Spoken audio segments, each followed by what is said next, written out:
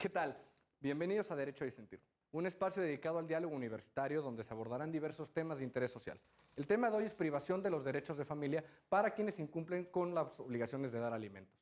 Para comenzar a hablar de este tema nos acompañan Yasmín Agustín, de Comunicación y Periodismo de la UNAM, y de Derecho viene Sergio Molina, de la Universidad Tecnológica de México, Rodrigo Romo, de la Universidad Mexicana, Sandra Velarde, del Instituto Universitario Anáhuac, y Paula Pérez, de la Universidad Autónoma del Estado de México. Yo soy Alejandro Telles y esto es Derecho a Disentir. Comenzamos.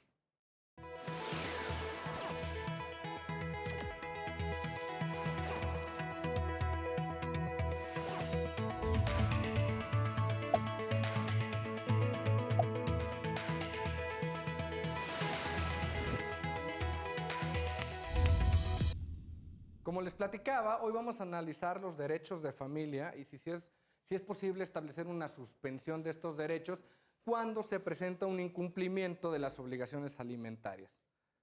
Bienvenidos todos. Rodrigo, platícame un poquito de qué resolvió la Corte, qué te pareció. ¿Qué tal, Alejandro? Pues antes que nada quiero agradecerte la invitación. Es un gusto estar aquí con todos ustedes. Gracias a ti. Creo que la acción de inconstitucionalidad que se promovió está evocada principalmente que no hay claridad respecto a la sanción de suspender los derechos de la familia, ya que está establecido que va a haber una suspensión de 6 meses, pero no dice qué derechos. Entonces, como no es un poco claro, no es justa la sanción, ya que queda a criterio del juez en este caso, y puede que no sea justa la sanción si es que hay algún delito de por medio. ¿Tú estás a favor o en contra? Estoy a favor, estoy en contra, ya que se pudo haber hecho una adición o se pudo subsanar el artículo para que pudiéramos tener un poco más de claridad respecto a lo que es el delito, la conducta típica y lo que sería la sanción. También podríamos ahí añadir que podría haber una reparación del daño para que podamos tener diferentes soluciones al conflicto planteado. Ok, perfecto, muchas gracias. Sergio, bienvenido a Derecho a Disentir. Gracias. Cuéntame, ¿qué te pareció la sentencia? ¿A favor, en contra? ¿Por qué? En contra, ¿por qué? Porque contraviene con el artículo 14 constitucional, que si bien dice que no puede haber una analogía en materia penal, debe de ser clara, precisa, en la suspensión de derechos de familia, que dice que son 6 meses los que se van a suspender, no refiere una sanción o no hay una supletoriedad o no menciona una supletoriedad en las leyes en caso de que no lo establezca en lo establecido en los anteriores numerales en los que menciona. Ok, muchísimas gracias. Paula, bienvenida a Derecho a Disentir. ¿Tú qué opinas? ¿Estás a favor o en contra de la sentencia? ¿Qué te pareció? Sí estoy en contra porque, como dicen mis compañeros, sí no especifica claramente cuáles son esos derechos de familia que se van a suspender. Inclusive nos habla en la demanda que interpuso la CNDH, nos habla sobre la Convención de los Derechos de los Niños y están vulnerados los derechos de los niños en este artículo 222 del Código Penal de San Luis, porque nos dice derechos de familia y ellos son una parte esencial en esta familia. Entonces, también debemos de darnos cuenta que la familia es la institución más importante de donde va a nacer y donde va a desarrollarse en nuestra sociedad. El Estado está a cargo de procurar esa institución, entonces los derechos humanos que tiene una familia son esenciales para toda la sociedad y estoy totalmente a favor de que se haya impuesto esta acción de inconstitucionalidad. Entonces, ¿estás a favor de la declaración de invalidez de la norma? Ajá, sí, estoy a favor de que se especifique claramente cuáles son los derechos. ¿Y cuáles son las sanciones? ¿Y cuáles son las sanciones que se debe de imponer en cada uno de esta pérdida, como lo dice aquí, o suspensión de derechos de familia? Especificar cada uno de los derechos de familia y darle a cada uno su sanción específica y no hacerla holísticamente. Derechos de familia, sí, pero queremos saber cuáles derechos de familia.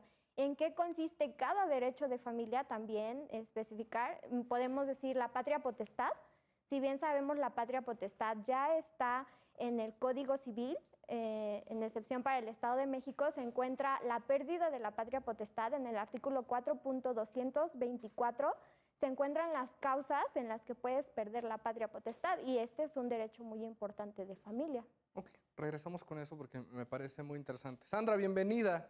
Gracias. Tú, igual que todos, ¿estás en contra de la declaración de invalidez? Yo estoy un poco, bueno, estoy a favor, como dice mi compañera, porque no especifica qué derechos de familia son los que se verían perjudicados.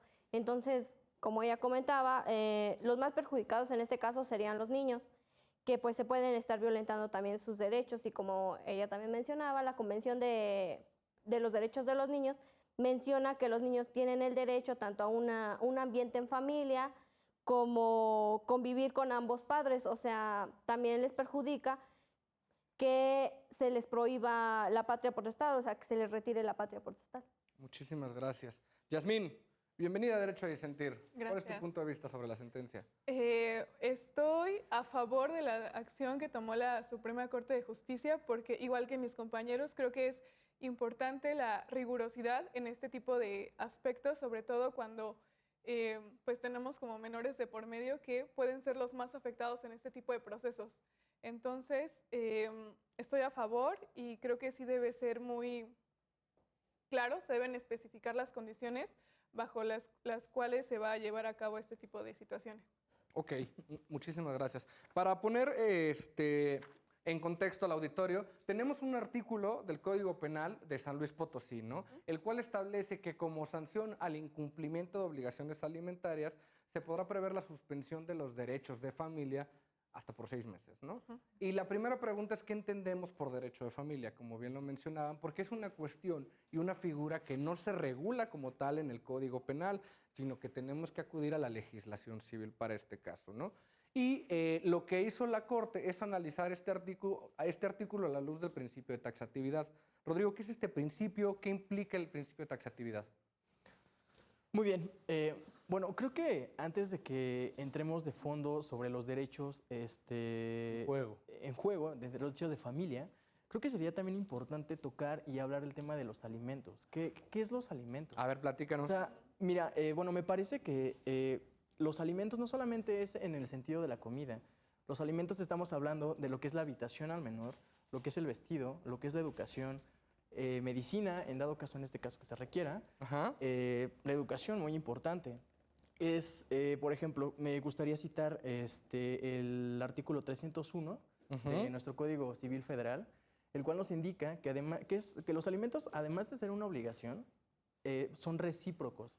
Esto quiere decir que también los hijos tienen la obligación de dar alimento a los padres en el dado caso que se necesiten.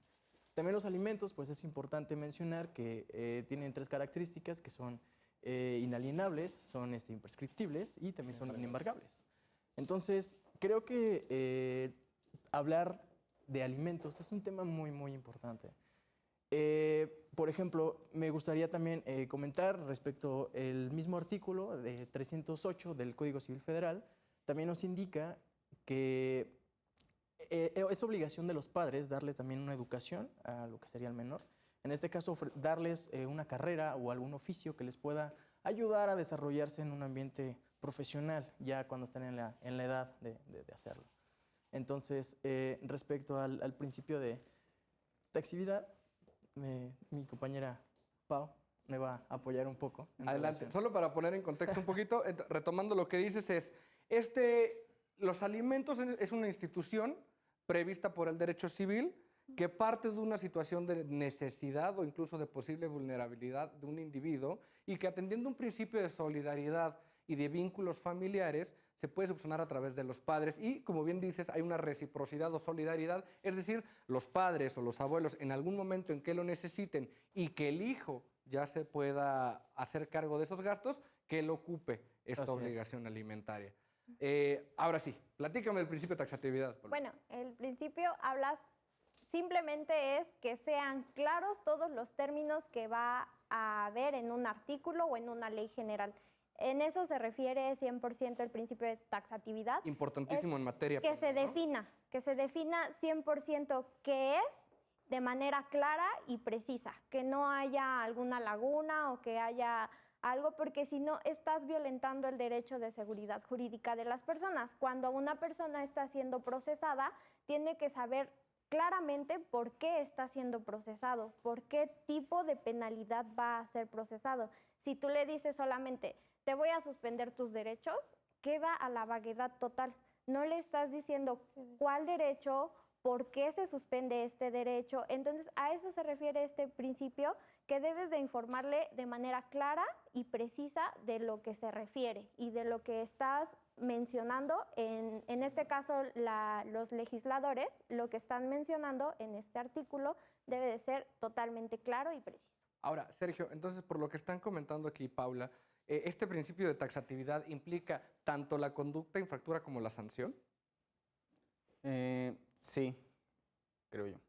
En el último párrafo de este artículo 202 del Código Penal establece también que puede ser provisional o privativo por 6 meses el derecho familiar, pero ahí hay dos términos, privativo y provisional. ¿Qué es provisional y qué es privativo entonces? El provisional entonces se le va a privar por un cierto tiempo, que serían los 6 meses, ese derecho familiar con una resarciendo el daño, y la privación entonces, ¿qué sería? Sería privarlo totalmente sin tener una resarción del daño por no cumplir con sus obligaciones alimenticias. Entonces, el principio de taxatividad establecido en el 14 constitucional, pues no puede haber analogías ni a razón jurídica del juez sobre una ley, o sea, no la podemos dejar vaga de decir, bueno, pienso que esto puede ser. No, debe de ser, y más en materia penal, y especificar cuáles son los derechos de familia. Pues ese es el punto, ¿no? Que no se especifica qué derechos se necesitan violentar, qué derechos de familia se necesitan violentar para tener esa sanción. No, me parece que esa parte podría estar clara, ¿no? Que es cuando se presenta un incumplimiento de la obligación alimentaria, procede la pérdida o la suspensión de los derechos de familia. Me parece, no sé si coincides, que el dilema estaría en ese, ¿no? Si al establecer un enunciado como derechos de familia se viola el principio de taxatividad. ¿Tú qué opinas al respecto?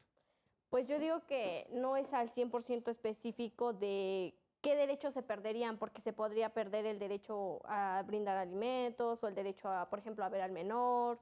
O sea, no especifica eso. O la custodia, o sea, ya no tener derecho a la custodia o perder la patria potestad. O sea, no especifica qué derecho. Y a ti, fíjate, por ejemplo, en tu caso, desde una perspectiva como comunicadora, no desde una perspectiva de un jurista, ¿qué te parece? ¿Te parece que la norma podría ser poco clara? Sí, definitivamente. Y es que en esta parte de comunicar y transmitir precisamente lo que decía mi compañera, ¿no? De que por qué estás procesando, por ejemplo, a una persona, ¿no? En este caso, establecer bien por qué está violando ese tipo de situación, y hay que ser muy claros en ese tipo de situaciones para que no haya como esas lagunas o que no quede a la deriva lo que está sucediendo y que la persona comprenda en qué está recayendo la violación que está cometiendo. Ahora,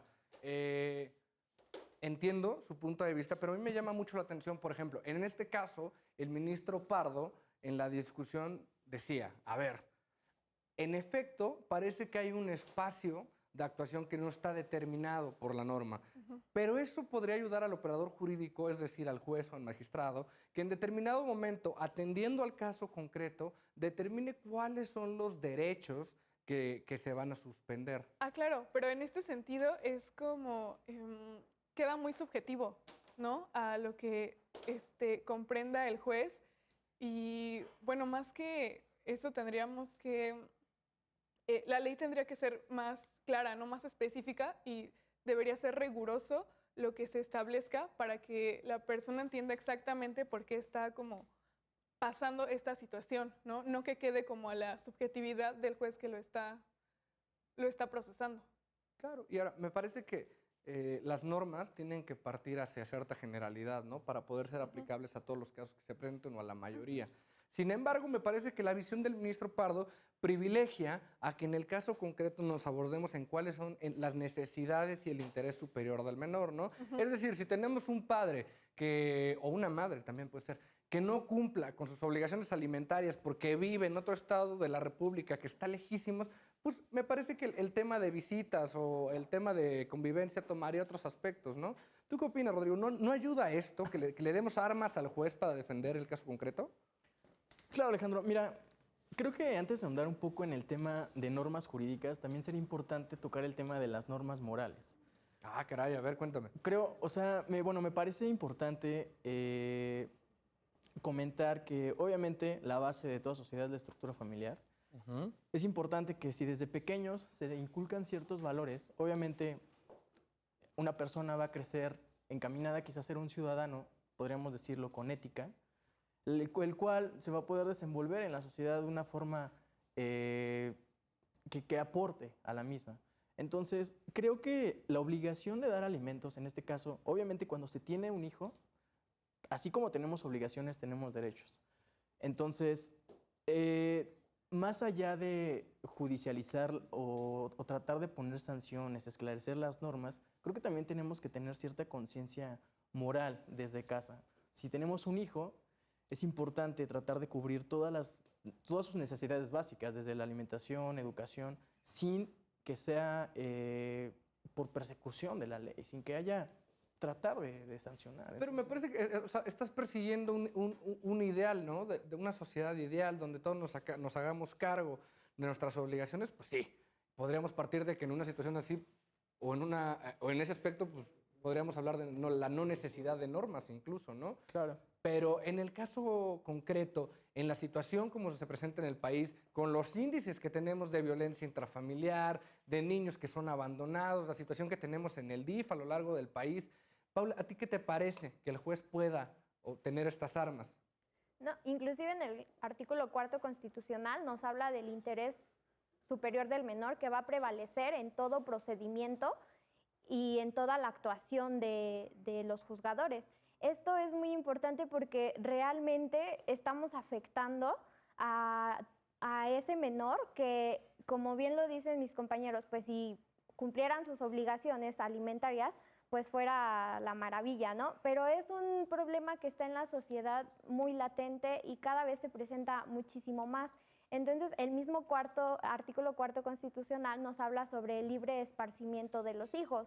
Entonces, yo digo que debe de haber un poco más de conciencia en ese aspecto de que si tenemos una obligación, si tenemos el derecho del libre esparcimiento del número de hijos que queremos, también debemos de saber que como hay derechos, hay obligaciones. Entonces, pues hay que respetar a los niños, hay que prevalecer simplemente su derecho y el juez en este caso pues tiene que velar por los derechos de ese niño para que, como lo comentan, ese niño crezca con todos los valores también. Y pienso que esta sentencia pues derogó ese artículo, esa parte de ese artículo, porque sí, perjudica al menor, pero también está haciendo como privando al menor de esos derechos de familia que le están suspendiendo al padre. Ejemplo, si le suspenden al padre sus derechos del alimentos al niño, pues el niño es el que se está privando porque no va a tener la misma religión a lo mejor que su padre le puede inculcar o su madre. En este caso, si se lo suspenden a alguno de los dos progenitores. Y pienso que eso es lo más importante. Tocas un tema bastante interesante que también ha sido abordado por la Suprema Corte en otras sentencias y es este papel de protección al menor a través de este tipo de sanciones van mucho más enfocadas a su protección que como tal a castigar al padre o a la madre, ¿no? Creo que ese es un tema importante. Si les parece bien, con esto regresamos en el segundo bloque de Derecho a Disentir por Justicia TV.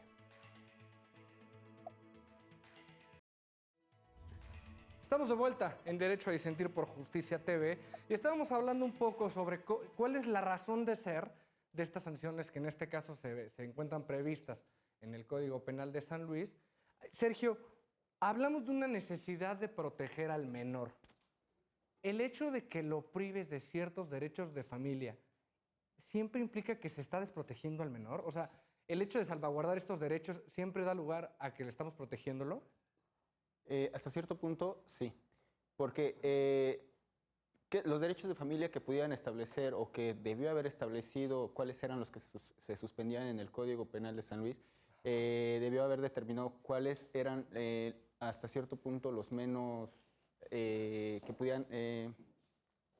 O sea, tú los dirías que menos graves. no todos tienen el mismo grado de importancia, llamémoslo así. ¿Es lo que Sí, porque uno de los derechos derechos de familia podría ser que la persona ya no habitara el hábitat familiar. Okay. Eso sí le afectaría de una u otra manera el desarrollo del niño, entonces sí le afectaría directamente. En el artículo 202 solamente está hablando sobre el tipo penal o que pudiera ser para el probable responsable de que tenga relación a este artículo, pero realmente sí le afectaría al niño que no pudiera ver a los niños, a su papá o a su mamá por un determinado tiempo sin tomar en cuenta su opinión, porque debe de tomar en cuenta también la opinión del niño de si quiere o no quiere, o por qué o para qué. Ahora, no sé. fíjate, a mí, es un punto muy, muy delicado, que también ha sido tratado por la Corte, el cómo tenemos que ir tomando poco a poco o de manera progresiva la opinión del menor. Es decir, no es lo mismo preguntarle a un niño de 5 años qué quiere a un niño de 12 años, ¿no?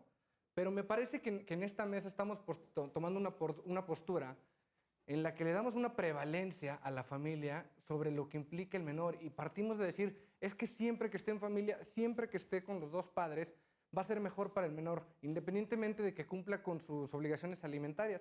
Creo yo que el concepto de familia ha evolucionado tanto que ya podemos entenderlo de una manera distinta. ¿No coincides? Claro, sí, por supuesto. Y es que también como esta parte de, no solo de que el niño tal vez viva solo con un papá, sino, por ejemplo, en esta apertura de ideas como hacia los papás, bueno, que un niño tenga 2 papás o que tenga 2 mamás, que también es importante para ellos, ¿no? Y mientras el niño se desarrolle como pleno y tenga accesibilidad a todos estos derechos que están, Que los garantiza la Constitución. que los garantiza la Constitución, es importante tomar en cuenta su opinión. ¿Tú qué opinas, Sandra?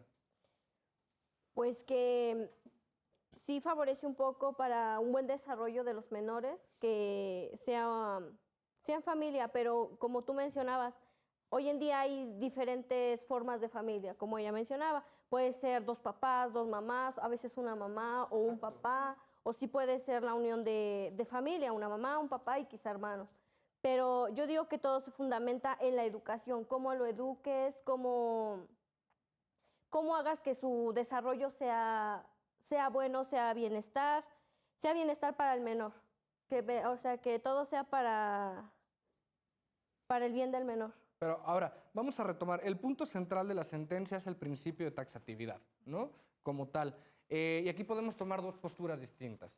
Una, el legislador tiene que definir de tal forma cuáles son los derechos de familia que para todos los casos en que se presente una cuestión de deuda alimentaria se aplique tal consecuencia. Y otra, como les comentaba y les reitero porque creo que es el punto importante, definir si el juez puede jugar un papel predominante en el que diga, ok, estos son los derechos de familia, todo este conjunto que están en otro ordenamiento.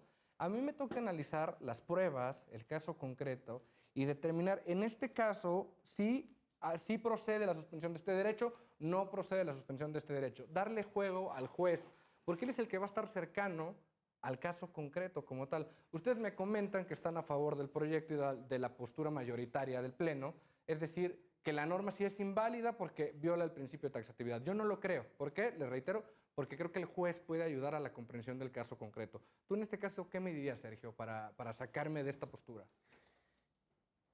Yo le diría que está equivocado hasta. ¿Por qué? Porque debe de ser claro, preciso. El legislador ordinario debe de precisar cuál va a ser su sanción por incumplir con ciertas con ciertos conductas. Entonces, si usted dice que debe de ser a juicio de... Háblame de tú, me estás haciendo sentir viejo. Si tú dices que debe de ser a juicio o dependiendo de las pruebas, la sanción, pues así cualquiera puede determinar o como él decía, no, moralmente yo creo esto, pero para eso están las normas. ¿Por qué? Porque son coercitivas y entonces debes de decir, debe de estar bien fundamentado cómo lo vas a sancionar, qué es lo que vas a sancionar y por qué, no, aparte de las pruebas. Ahora, fíjate, porque ya vi que se está volviendo un tema de todos contra mí. No, y sabes, o sea, por ejemplo, en lo que estaba comentando Sergio, Ajá. sí es importante, o sea, si se deja como a criterio del juez, o sea, tenemos, bueno, hay casos, por ejemplo, el deudor a veces puede renunciar a su trabajo, abandonar su trabajo para deslindarse de la obligación. Entonces creo que este tipo de acciones, obviamente, pues son con dolo. Y Hay que presuponer muchas cosas. creo que ¿no? este tipo de actitudes que se toman, por ejemplo, el deudor, sí merece cierta sanción. Entonces creo que este tipo de cosas sí tienen que estar bien esclarecidas, porque hoy pueden ser muchos motivos por los cuales no se puede dar quizá el alimento. Quizá puedes estar, tuviste algún incidente y tú no puedes trabajar, no puedes generar ingresos. Entonces también tenemos creo que ver la postura del deudor, o sea, no tacharlo como la persona mala. Me parece que ahí me estás dando la razón, ¿no? O cómo, con qué herramientas jurídicas vamos a distinguir cada caso, Claro. ¿no? ¿Tú qué opinas, Paula?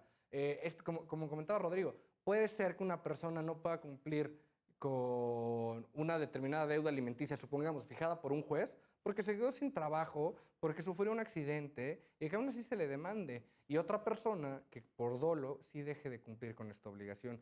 ¿Cómo distinguimos si no permitimos al operador jurídico jugar con estas herramientas? Pues opino que el juicio para otorgar los alimentos es muy amplio, ¿no? Entonces, nosotros tenemos la posibilidad de dar pruebas en estos juicios. Si nos declaramos en insolvencia por lo que comentan, pérdida de trabajo, accidente, hay que justificarlo ante el juez y hay que demostrárselo al juez y decirle, pues, esas causas por las que estoy incumpliendo de mi obligación, porque no es por mi, pues sí, porque yo quiero dejar de darles y punto, y yo tengo mi solvencia, ¿no?, económica. No, hay que darlo a demostrar al juzgador para que él lo considere y él haga lo que crea pertinente, en este caso, a lo mejor cumplir con los demás derechos que tiene y las demás obligaciones con su menor. Puede ser que la madre, en este caso, si es la que tiene la custodia, pues ella trabaje y mientras él pueda cuidar al menor en el tiempo libre que él tenga en lo que consigue un trabajo. O sea, puede haber una suplencia, a lo mejor en este caso, cuando no se puede dar económicamente para cumplir la obligación de alimentos. O sea, me parece que ya estamos, o sea, hay una concordancia entre tú y yo diciendo sí es importante el papel del juez para determinar ciertos aspectos, pero tú me estás diciendo que en otro juicio. Sí, inclusive hay muchos temas en donde dicen que es importante que el juzgador somos humanos y tenga los sentimientos, ¿no? Y él desde su perspectiva crea que, bueno, opine y juzgue a lo que es lo que él ve más adecuado para el niño o para el caso en concreto en el que está. Entonces el juez sí tiene un papel muy importante y sí debe de utilizar esta perspectiva humana que tenemos y de sentimientos y de emociones, porque también cuando el juez escucha a los menores en el momento oportuno del juicio, tiene que pues ver qué es lo que el niño le está comentando, igual y dice, es que mi mamá sí es la que siempre trabaja y también, no sé, mi papá es el que me lleva más a los museos o me lleva más al parque y así. Entonces el juez sí tiene que visualizar esas situaciones y decir, si tú no tienes la economía, pero puedes cumplir tus obligaciones de otra manera, mientras te encuentras un empleo y puedes cubrir la otra parte. Sí es importante también esto. Sergio, con esos argumentos, ¿no te parece entonces que en este caso también podríamos darle entrada al papel del juez? Pues como estamos hablando del Código Penal, Claro, entiendo tu punto. O sea, se trata de un delito, ¿no? Que tiene una relevancia distinta. Por supuesto que, como mencionabas, el papel del juez es importante y creo que la principal herramienta de la que se debe ayudar es la ley. Entonces, como también mencionabas hace rato, es importante establecer que la ley tenga parámetros generales para que se pueda aplicar a diversas situaciones, pero también puede haber como ciertos apartados en donde se especifiquen como ciertas cosas, ¿no? Y a partir de ahí el juez pueda escuchar a los niños, porque es importante también lo que ellos quieran o lo que ellos sientan, porque somos humanos, ¿no? Al final de cuentas, y hay que escucharnos a todos. Ahora, también no hay que perder de vista, Yasmín y Sandra, que la Corte muchas veces para salvar la constitucionalidad de una norma puede definir que debe de interpretarse en cierto modo, ¿no? Y me parece que este es un caso donde nos podremos encontrar en ese dilema, ¿no? El hecho de que se haga referencia a los derechos de familia de forma amplia no implica per se que se deba invalidar la norma. Después de estos comentarios que han vertido tus compañeros, Sandra, ¿a ti qué te parece o a qué conclusión llegarías? Pues como mencionaba mi compañera Paula, pues el juez debería de hacer una evaluación acerca del comportamiento de ambos padres con los menores. Entonces, cuando se hace esa plática, pues hasta donde yo tengo conocimiento, está el juez, está un trabajador social, está el psicólogo, y en ocasiones se abre el audio a la sala para que los papás también estén oyendo lo que están diciendo los menores. Entonces yo llego a la conclusión de que, pues, si por ejemplo se está tomando un juicio de custodia, o sea, no porque diga el niño, es que con mi mamá a veces me regaña porque no me apuro, no hago la tarea, con el papá no, todo el tiempo es diversión, o al contrario, o sea, diferentemente. O sea, yo digo que ahí el juez debería de evaluar dónde es el mejor lugar donde el menor se desarrollaría mejor en sociedad y en tanto el ámbito familiar. ¿Tú estás de acuerdo, Rodrigo, en que se tome en cuenta la opinión de un menor en este tipo de juicios? Creo que en este caso, sí, se puede tomar como, no se puede tomar como algo definitivo, pero sí se puede tomar en cuenta, ya que pues el menor, aunque tenga 5, 8, 9 años, sabe de qué parte o qué padre es el que salvaguarda más por él, el que ve más por él, de quién recibe más afecto. Obviamente, la decisión del juez tiene que ser imparcial.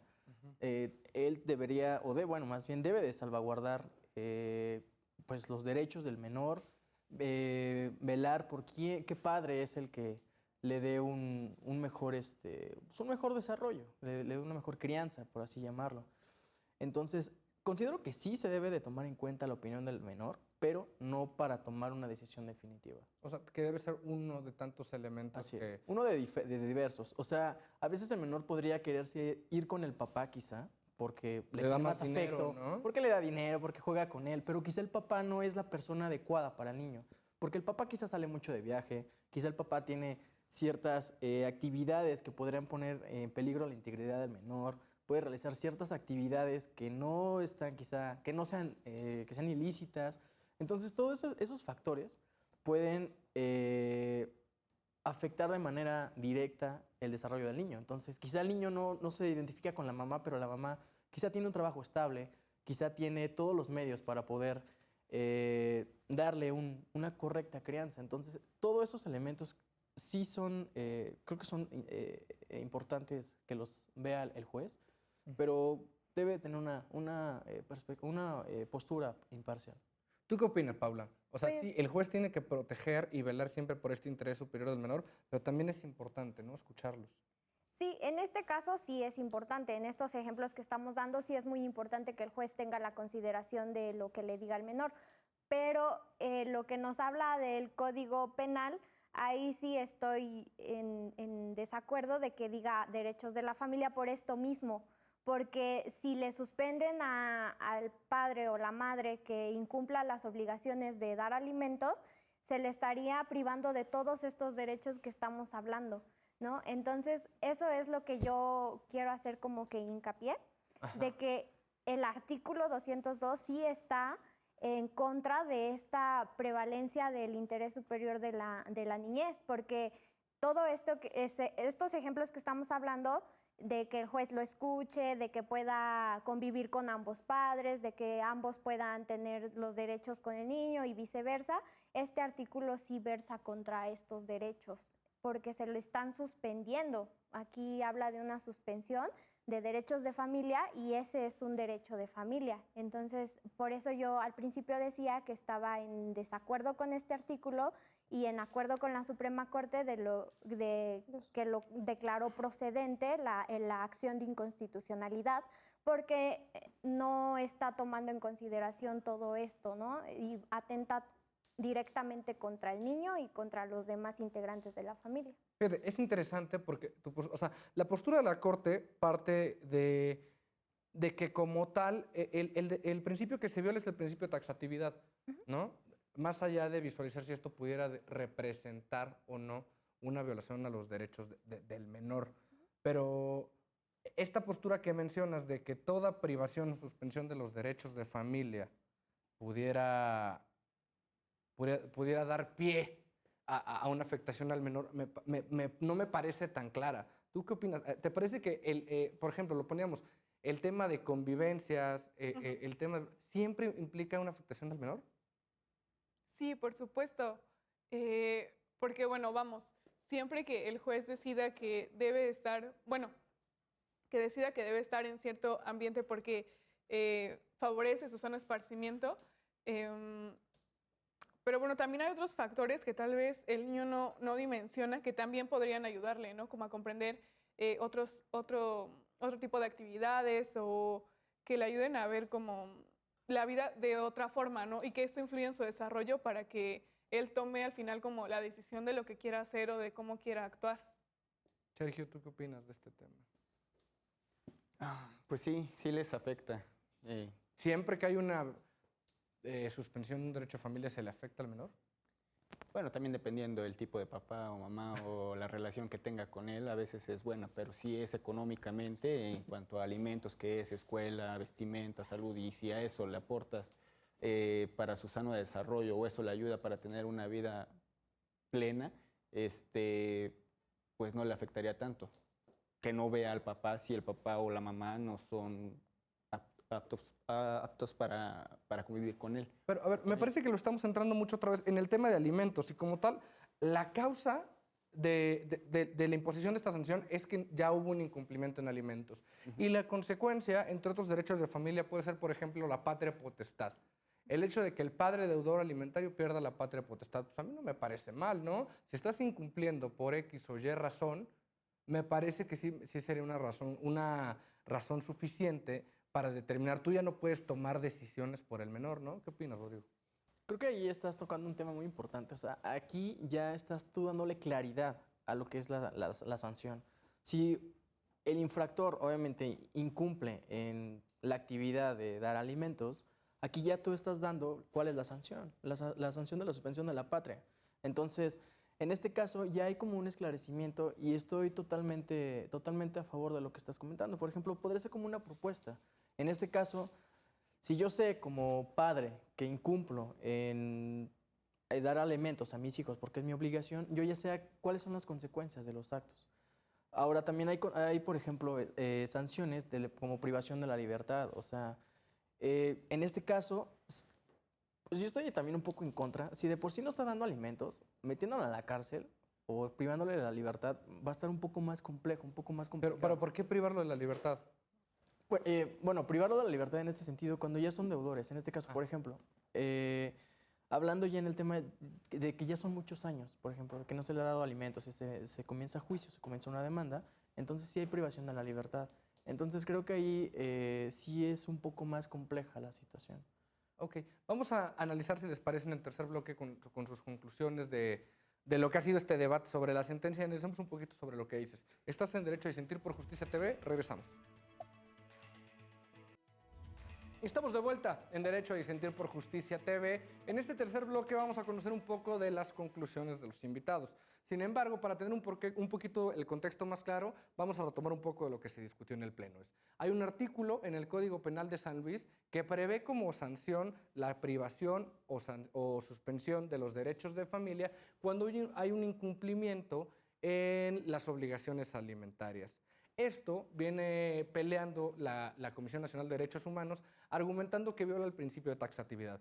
El principio de taxatividad nos dice que tienen que delimitarse de manera clara cuáles son las conductas y cuáles son las sanciones cuando se presenta una de esas conductas, básicamente. Entonces, el argumento principal reside en determinar si cuando se habla de derechos de familia se tiene que explicitar completamente cuáles son todos estos derechos de familia que se van a suspender o privar y si estos se pueden encontrar previstos en otro ordenamiento, porque los derechos de familia no están previstos en el Código Penal de esa entidad federativa, sino que tenemos que acudir al Código Civil.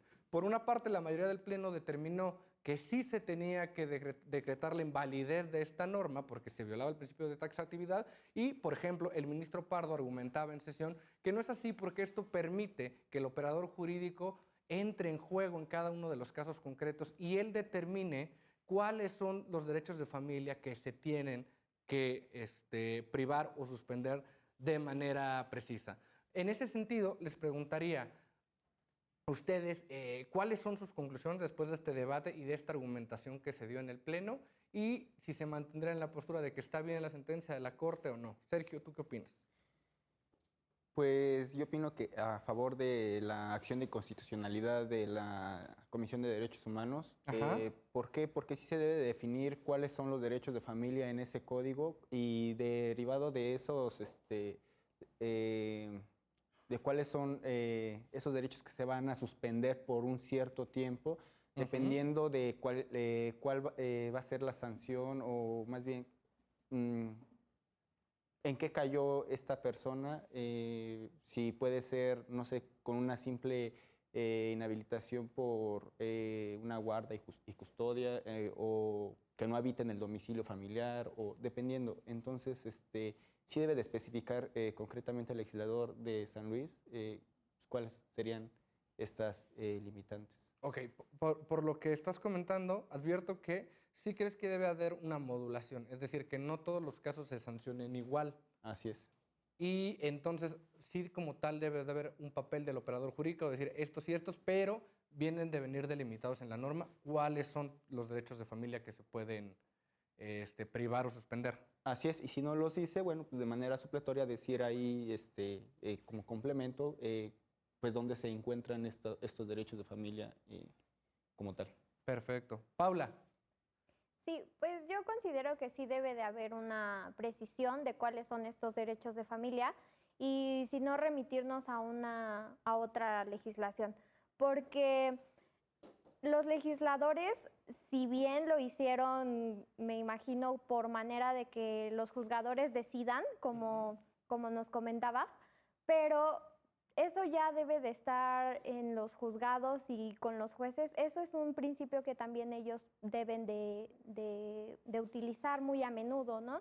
De que aunque la ley nos dice una cosa, también nosotros tenemos la posibilidad de interpretarla de una manera, pues, un poquito más a cada caso.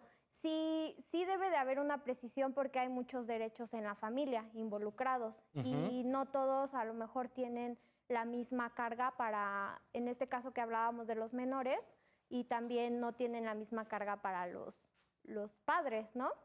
Entonces debe de haber una especificación de cada uno de los derechos y a lo mejor suspender los que no perjudiquen tanto en el desarrollo del menor, ¿no? Puede ser, como decíamos, la guarda y la patria potestad, no porque son las obligaciones que tenemos con nuestro menor hijo.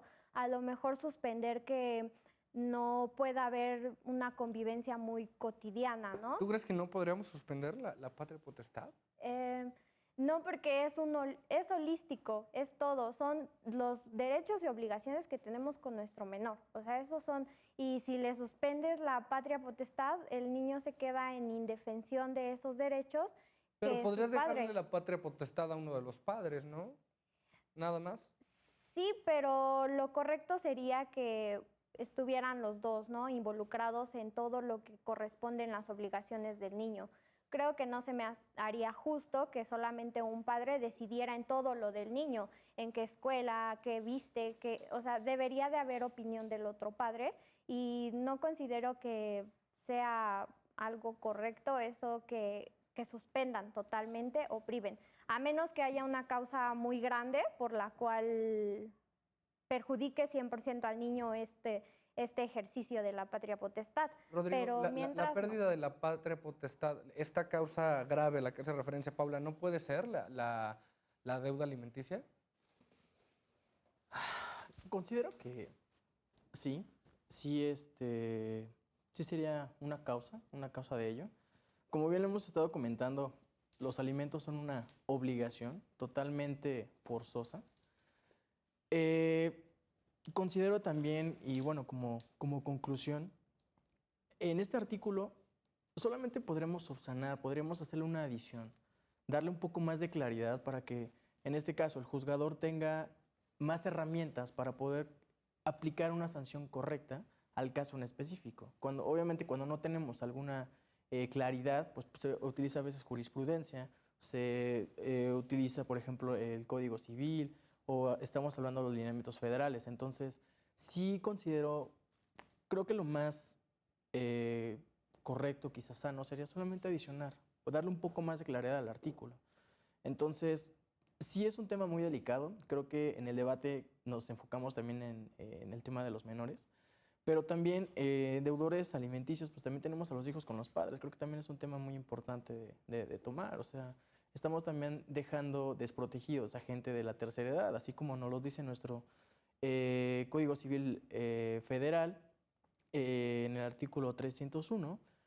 Son recíprocos, o sea, el que los da también tiene el derecho de pedirlos. Entonces, pues creo que también es un tema importante y hay que también salvaguardar, así como a los menores, salvaguardar a las personas de la tercera edad.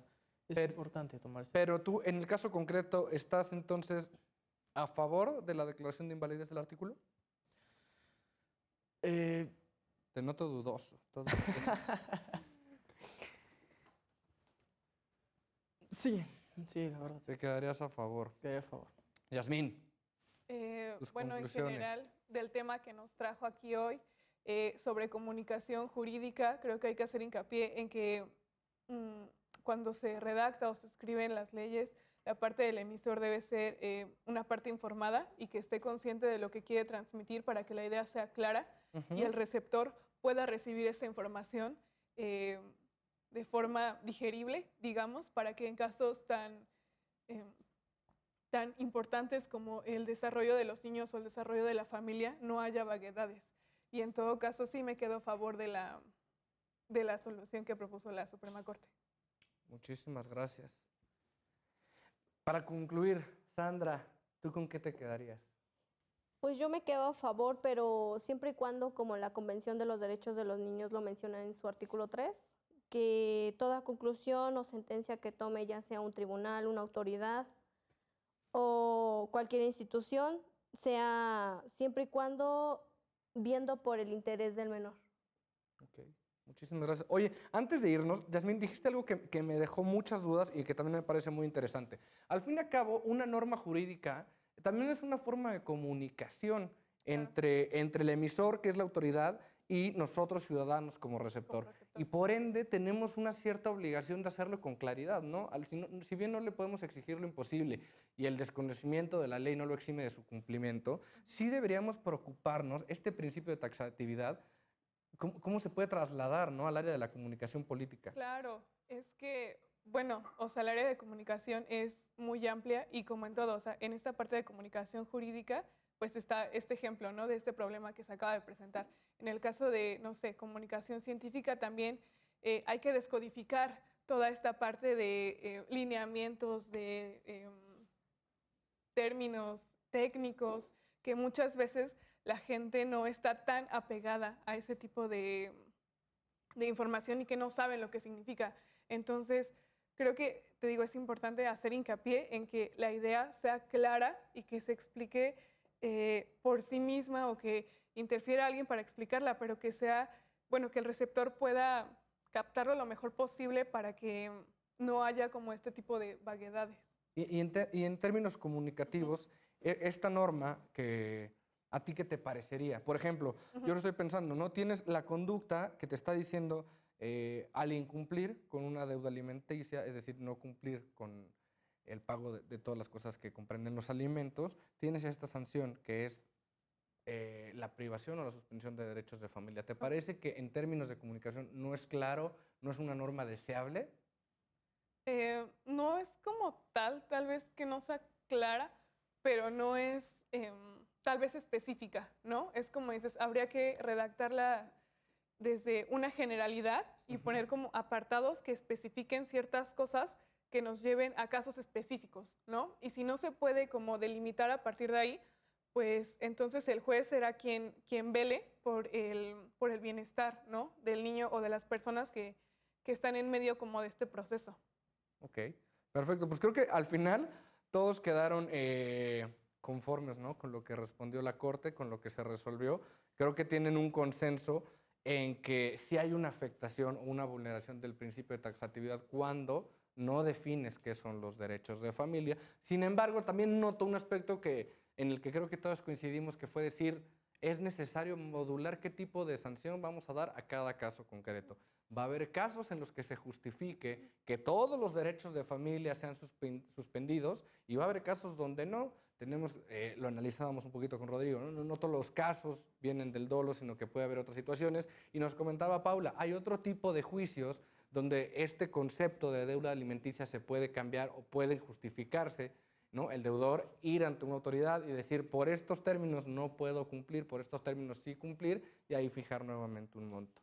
Yo les doy muchas las gracias por acompañarnos a Derecho a Disentir. De verdad que fue un debate muy fructífero y me llevo mucho para pensar en la semana. Y en casa también les agradezco mucho por acompañarnos. Espero que hayan disfrutado esto tanto como yo. Esto es Derecho a Disentir. Yo soy Alejandro Telles y nos vemos en la próxima.